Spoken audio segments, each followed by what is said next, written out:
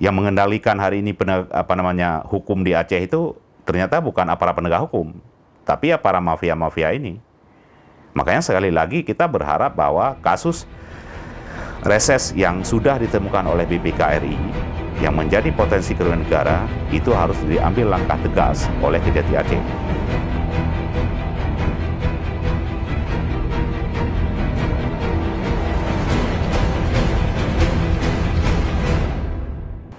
Assalamualaikum warahmatullahi wabarakatuh. Kembali lagi dengan saya Siti Aminah di channel PTM, tepatnya di episode ke-90 tahun kedua, edisi Kamis 30 Juni 2022. Bagi rekan non yang belum subscribe, silahkan subscribe, dan kita masih menunggu komentar yang positif dan membangun pastinya.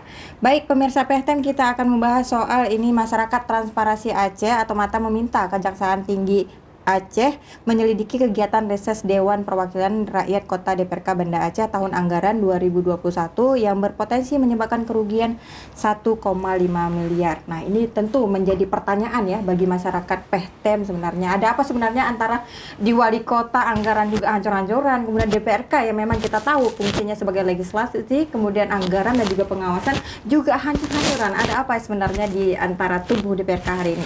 Kita akan mengangkat tema tentang terkait anggaran reses MATA desak Kejati Aceh periksa anggota DPRK Banda Aceh bersama narasumber kita Bang Alfian, Masyarakat Transparansi Aceh. Assalamualaikum Bang Alfian. Waalaikumsalam warahmatullahi wabarakatuh. Gimana kabarnya nih Bang? Alhamdulillah baik. Terima kasih Bang ya, kita sudah kita hadir lagi ini untuk diskusi tentang DPRK nih yang mengalami kerugian ya, bukan DPRK tapi reses tentang menyebabkan kerugian 1,5 M. Ini bagaimana nih Bang kasusnya?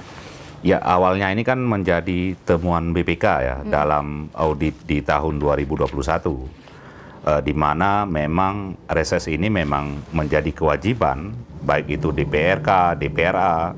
Ya biasanya dalam per tahun itu bisa 3-4 kali mereka melakukan reses.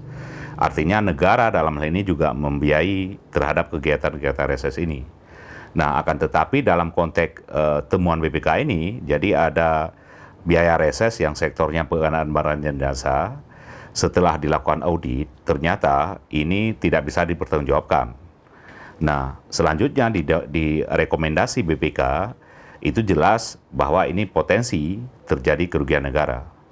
Nah, artinya 1,5 miliar itu bagi anggaran secara reses di level Kota Banda Aceh itu sangat besar ya, dalam arti kata besar dari sisi potensi kerugiannya. Nah, makanya kita menyatakan sikap dan mendorong Kejati Aceh supaya untuk melakukan proses penyelidikan dan penyidikan terhadap kasus ini, sehingga kasus ini tidak akan terjadi berulang. Nah, artinya kalau misalnya ini tidak direspon ataupun tidak dilakukan lidik, nah kita pasti sangat khawatir ke depan dana reses ini juga akan menjadi bulan-bulanan lagi. Artinya bukan hanya dilakukan oleh DPRK Kota Banda Aceh saja, karena reses ini seluruh perangkat DPR di level kabupaten kota, provinsi itu seluruh Indonesia ada. Jadi kalau ini kasus ini nggak dilakukan proses lidik, ya berarti akan terjadi peristiwa berulang terhadap kasus ini. Oke, Anda mengatakan nih Bang Alfian dalam setahun bisa 4 kali reses. Dan ini yang terjadi kerugian hanya di tahun 2021 atau memang sudah pernah terjadi di tahun sebelumnya? Ya, kalau tahun sebelumnya saya belum pernah baca ya audit BPK, tapi kalau dalam tahun 2021 itu saya baca dan sangat kaget karena dalam rekomendasi BPK itu kebiasaannya itu rekomendasi ini jarang sekali disebutkan kalimat berpotensi kerugian negara. Ya paling-paling potensi penyimpangan administrasi, dan juga BPK juga walaupun ada potensi kerugian negara, tapi kalimatnya lebih halus. Kalau ini kan siapapun membaca lebih mudah untuk pahami kalimat tersebut. Nah, artinya mungkin saja ya dari hasil uji petik ini yang kita temukan dari uraian narasi yang ditulis oleh BPK dalam auditnya bahwa tidak bisa dipertanggungjawabkan. Jadi dana yang sudah dihabiskan ini ternyata ya mungkin barangnya nggak ada. Oke, dari 1,5 M ini kan kerugian. Iya. Total misalnya biaya untuk mereka reses itu berapa, Bang? Ya, kalau per orang itu di level kabupaten kota sebenarnya nggak banyak ya. Ya paling-paling 60 atau sekitar 50 ya sekali reses, karena ini dapilnya kan kecil ya, beda dengan posisi di level provinsi. Nah, makanya menariknya ini dana reses ini dalam sektor pengadaan barang dan jasa, dan kita juga belum memahami belum menelusuri secara dalam konteks pengadaan dan jasa ini barangnya apa, karena dalam narasi yang di hasil audit BPK itu dinyatakan bahwa faktor-faktor yang sudah secara administrasi yang sudah dipertanggungjawabkan ketika diproses diverifikasi oleh BPK ternyata tidak ditemukan barangnya tersebut. Artinya palsu? Ya, artinya palsu. Atau manipulasi? Dan ya, mereka melakukan potensi manipulasi. Kalau dari sisi faktor ya, artinya secara audit BPK itu saya pikir sangat jelas ya, narasi yang sudah dibuat dalam bentuk laporan. Tapi angka 1,5 M ini angka yang paling banyak ini ya? Ya, paling banyak. Makanya, karena ini kan potensi yang terlibat ini kan para politisi ya, yang di parlemen yang aktif sekarang. Makanya kita berharap Kejati yang tepat untuk bisa melakukan proses lidik ini. Kalau misalnya ini dibiarkan, saya pikir ya akan berpotensi terjadi ke tahun selanjutnya atau tahun berjalan sekarang. Karena tahun berjalan sekarang kan juga ada reses ya, ada anggaran resesnya. Tapi hal seperti ini, Bang Alfian, ya kita tahu ya pemirsa Peta bahwa memanipulasi faktur anggaran itu tidak boleh dilakukan mungkin di pemerintahan, Bang Alfian, ya, karena ini bisa terindikasi korupsi ya, Bang Alfian. Tapi sudah dirujuk nggak misalnya ini PT-nya memang benar-benar tidak ada barangnya? Ya, kalau level perusahaannya itu CV ya. Ya, CV. CV dan CV itu kalau nggak salah saya itu waktu saya baca hasil audit itu ada 3 ya. Jadi 3 perusahaan. Ada CPHC, CPNP, dan CPVUJ ya? Iya, benar. Ya? Jadi 3 perusahaan ini ya, makanya penting sekali sebenarnya, dan ini mudah kalau misalnya penyidik dalam hal ini Kejaksaan Tinggi bisa melakukan langkah-langkah lainnya, sangat mudah untuk memastikan. Yang pertama, hasil auditnya sudah ada, dan apa yang belum lengkap itu bisa dilengkapi. Jadi artinya sudah ada temuan awal ya yang dilakukan oleh BPK. Nah, ataupun misalnya Kejati bisa mengambil langkah untuk meminta BPKP Aceh misalnya untuk melakukan proses audit investigasi, sehingga muncul kerugian negaranya lebih konkret lagi kan hasil hitungan audit investigasi. Apakah potensi korupsi ini bersifat massal atau memang per orang ini, Bang Alfian? Ya, kalau saya lihat ini per orang ya. Per orang, dan makanya sangat tinggi. Dalam arti kata kan, saya tidak melihat hanya semata-mata bahwa ini di dalam soal nilai anggarannya saja ya, tapi juga ini melihat bahwa ini kerjaan politisi, kerjaan orang yang sudah dipilih oleh rakyat, tapi kok tiba-tiba melakukan curang di parlemen. Itu menjadi problem, karena kan siapapun rakyat hari ini tidak mau orang yang mewakili mereka itu curang dalam melakukan kegiatan-kegiatan dalam hal menjadi sebagai pejabat negara. Jadi ini juga menjadi catatan penting bagi kami. Jadi tidak hanya semata-mata melihat sisi kerugian hanya 1,5 miliar, tapi secara mentalitas, moralitas, saya pikir publik tidak menginginkan itu. Ketika kita sudah memilih, ternyata orang yang kita pilih ini melakukan curang ketika dia bertugas. Oke. Sebenarnya kita juga masyarakat PTM ingin dicerdaskan ini, Bang Alfian. Apa sih sebenarnya tujuan reses daripada DPRK itu sendiri terjun ke masyarakat, Bang Alfian? Ya, reses ini kan bagian dari menyerap aspirasi ya. Jadi pertemuan dengan warga, berdiskusi, ya juga mendengarkan apa keluhan-keluhan, kebutuhan-kebutuhan masyarakat. Sehingga ini bisa dituangkan dalam proses masukan-masukan yang diberikan kepada eksekutif. Nah, jadi ada ruang ini ya, ruang inilah yang seharusnya yang jangan salah digunakan. Nah, jadi pola reses memang macam-macam ya yang dilakukan sekarang, yang kalau kita perhatikan di lapangan. Tapi sebenarnya reses ini adalah ruang publik yang bisa digunakan oleh konstituen yang sudah memilih orang-orang DPR yang duduk di parlemen, sehingga ruang ini bisa mereka berdiskusi dengan masing-masing DPR ataupun masing-masing perwakilan mereka. Oke, baik Bang Alfian, ini menarik sekali ya pemirsa PTN, tetapi karena kita melihat ya berakhirnya mungkin wali kota DPRK mulai mengusik ini ya, soal anggaran yang memang begitu jelek di tatanan kota pemerintahan Kota Banda Aceh dan juga DPRK.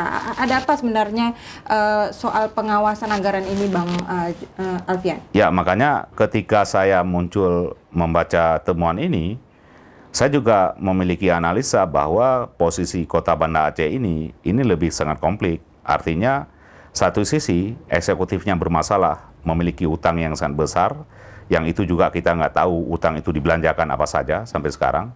Nah, di satu sisi lagi, parlemennya yang memiliki mandat untuk pengawasan ternyata juga tersandra dengan salah satunya soal kasus reses ini. Nah, jadi ini saling tersandra posisi yang sekarang sehingga ini nggak aktif. Ya, DPR yang seharusnya lebih kencang ya dalam mengawasi dan dalam mempertanyakan terhadap apa yang sedang terjadi yang juga menjadi atensi publik hari ini, itu kan DPR nggak bilang ngomong apa-apa. Ternyata ini analisa saya ya, ternyata mereka juga lagi tersandra dengan salah satunya kasus ini. Apa ada koneksinya ini terkait dengan hutang Walcott 158 miliar nih Bang Alfian? Ya, kalau soal hutang ini kan saya sangat yakin DPR Kota Banda Aceh itu tahu sekali. Tahu tapi tidak mau tahu Ya, kali ya. tapi ya mereka tidak mau ngomong ya. Ya mungkin ya saya bilang tadi mereka juga sudah tersandra kasus ya. Jadi kalau misalnya ya ibaratnya ini kan logikanya kan maling teriak maling ini akhirnya nanti. Jadi ya lebih baik ya diam saja. Ini saya dugaan kuat kami sehingga kenapa DPR ternyata itu tidak ngomong apa-apa terhadap peristiwa yang sangat fatal yang terjadi di Kota Banda Aceh ini. Oke, maling teriak maling. Ini highlight-nya ya, maling teriak maling. Artinya kalau misalnya DPRK diam nih Bang Alfian, itu artinya menunjukkan atau menjelaskan kinerja DPRK hari ini buruk.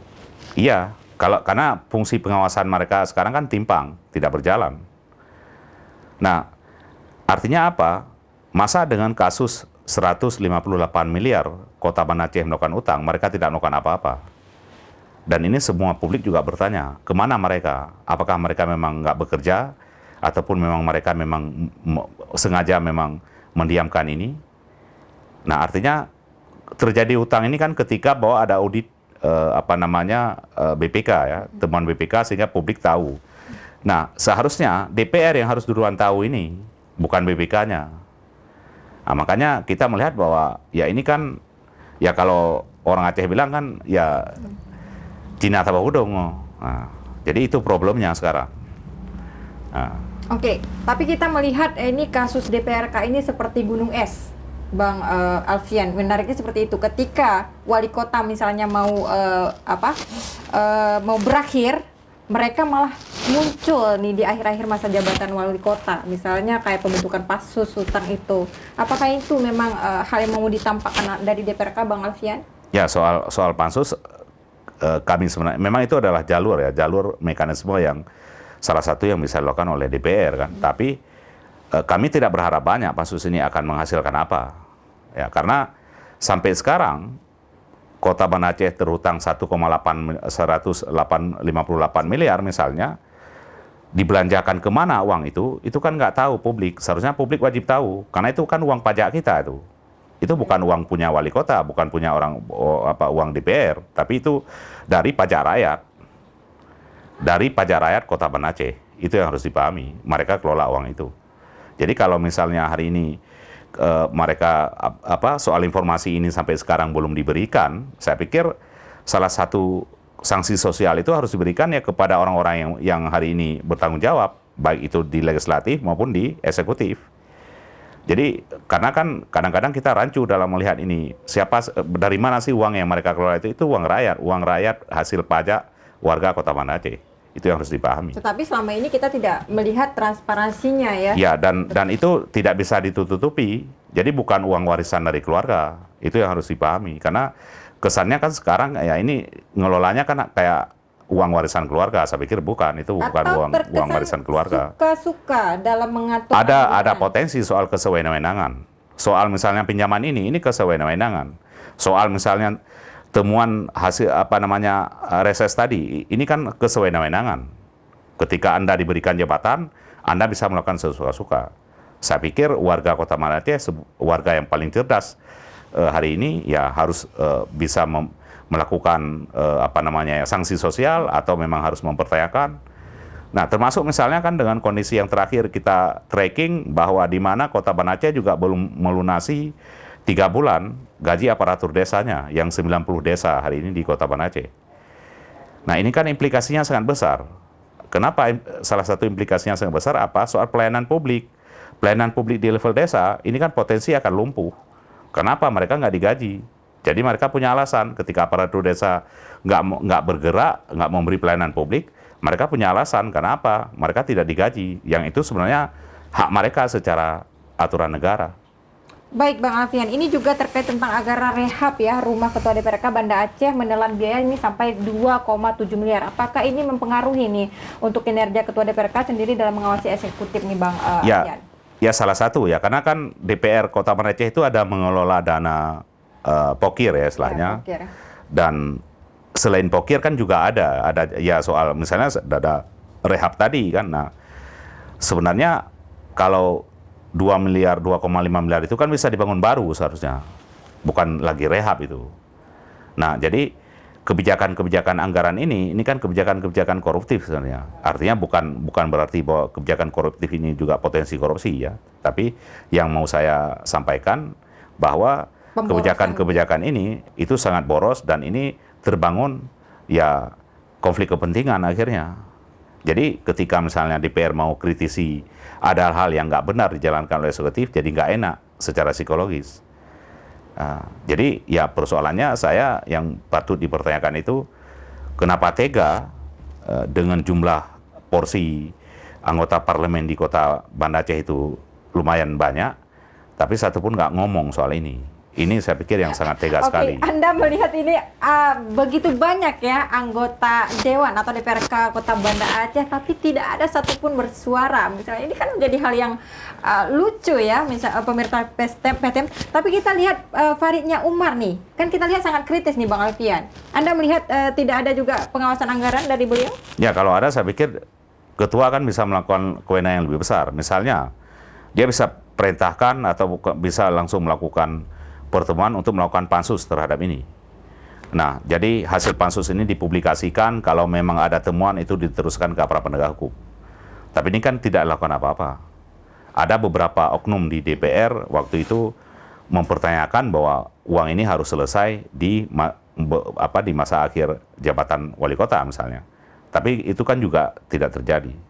Makanya salah satu langkah yang seharusnya yang tepat dilakukan bahwa yang pertama soal soal hutang ini harus dilakukan audit investigasi yang lebih mendalam nih.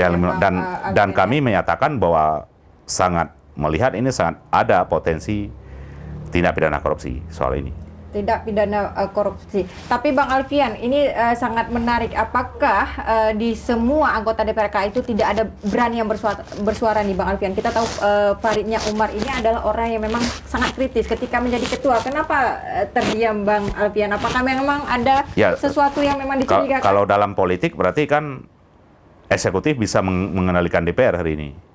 Itu kan yang nampaknya. Jadi yang seharusnya legislatif ini punya sistem sendiri, punya aturan sendiri, punya kewenangan sendiri yang sudah diberikan oleh negara dalam hal ini. Tapi ya lagi-lagi kita kan nggak dengar ini. Artinya kalau istilah saya bilang nggak bunyi. Keberadaan DPR itu ada berapa ya? 30 orang ya? Iya. Nggak bunyi sama sekali. Nggak bersuara sama sekali. Nggak bersuara sama sekali. Jadi soal fungsi mereka salah satu pengawasan itu timpang sekali. Dan saya pikir pola-pola ataupun kriteria-kriteria model ini, ya saya harap jangan ada lagi di parlemen kalau memang daerah Anda mau maju. Itu yang paling penting. Nah, kalau nggak kita nggak maju. Artinya Kota Banda Aceh ini kan terjadi ngutang ini kan baru tahun ini. Yang seharusnya ini kan ibu kota provinsi, secara proses pengelolaan pendapatan APBD-nya juga sangat besar, tapi tahu-tahu terutang dan terutangnya bukan sedikit. Nah makanya ada konflik kepentingan antara DPR dan pihak eksekutif dan legislatif dalam hal ini, sehingga kasus yang terjadi di legislatif, kasus yang terjadi di eksekutif sama sekali tidak ada proses secara aturan negara. Makanya kita berharap Kejati Aceh bisa mengambil langkah ini.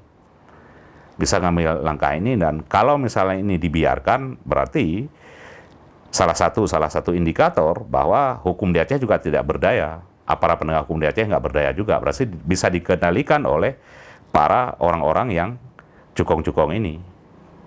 Nah, diam artinya mungkin sudah disuap Bang Alfian. Ya makanya, karena kalau misalnya dibilang bahwa hukum adalah panglima, saya pikir ya harus ditunjukkan.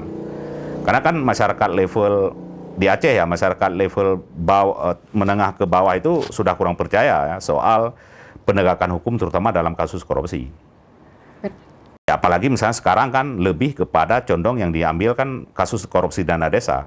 Tapi korupsi di level APBD kabupaten kota, kasus korupsi di level pemerintah Aceh misalnya, itu kan nggak tersentuh malah. Jadi kepala-kepala desa, kepala dusun, itu yang kena sekarang. Dan itu hasil tracking kita di proses peradilan di tahun 2001 sampai semester pertama tahun 2022, korupsi yang penetapan tersangka paling banyak itu adalah dana desa. Bagaimana dengan pengelolaan dana APBD kabupaten kota, APBK kabupaten kota, bagaimana dengan anggaran APBA? Ini kenapa nggak disentuh? Makanya sudah tersekat dia. Jadi publik juga nggak bodoh melihat ini. Makanya akhirnya apa? Yang mengendalikan hari ini hukum di Aceh itu ternyata bukan aparat penegak hukum, tapi ya para mafia-mafia ini. Makanya sekali lagi kita berharap bahwa kasus reses yang sudah ditemukan oleh BPK RI yang menjadi potensi kerugian negara itu harus diambil langkah tegas oleh Kejati Aceh. Ya semoga Kejati Aceh mendengar, merespon dan memberi kenyamanan bagi terutama warga Kota Banda Aceh bahwa hukum itu masih ada. Oke, Anda mau mengatakan bahwa selama ini memang di kita cacat hukum? Ya, kalau kita lihat ya per kasus ya, hukum ini bisa dikendalikan. Dikendalikan oleh mafianya? Ya, oleh mafia anggaran. Kenapa saya bilang demikian? Ya soalnya mereka nggak berdaya, nggak bergerak. Kalau misalnya mereka memang sepakat dengan hukum itu menjadi panglima, ya tegakkan ketika ada yang melakukan penyimpangan. Tegakkan bagi orang-orang yang melakukan kesewenang-wenangan ataupun menggunakan jabatan untuk kepentingan pribadi. Baik, terima kasih Bang Alfian. Mungkin ada closing statement ini untuk pemirsa PTM di rumah dan juga khususnya DPRK dan juga Wali Kota ini mungkin terkait tentang kerugian negara 1,5 M. Silakan Bang Alfian. Ya, soal kasus ini saya tekankan bahwa penting sekali diusut secara tuntas ya, karena supaya peristiwa ini tidak berulang lagi. Tapi kalau misalnya kasus ini didiamkan, sama sekali tidak berdaya hukum di Aceh. Ini salah satu menjadi indikator. Karena hasil audit menyatakan bahwa potensi kerugian negaranya 1,5 miliar adalah ini sangat jelas. Ya semoga saja Kejati yang menjadi recommended kita ini untuk bisa mengambil langkah-langkah proses penyelidikan dan penyidikan. Baik, terima kasih Bang Alfian atas waktunya. Baik juga terima kasih pemirsa PTM yang ada di rumah. Kita telah menyimpulkan ya, ternyata masih banyak pertanyaan-pertanyaan yang muncul tentang kinerja DPRK hari ini dan juga Wali Kota. Sehingga mungkin banyak masyarakat yang kecewa atas kinerjanya sehingga fungsi pengawasan anggaran tidak dijalankan secara maksimal. DPRK jangan hanya duduk saja tetapi masyarakat menunggu kinerja Anda. Jangan lupa tonton terus channel PTM di setiap hari Senin dan Kamis pukul 10 pagi. Dan jangan lupa share, like, and subscribe. Saya Siti Aminah, mohon undur diri. Assalamualaikum warahmatullahi wabarakatuh.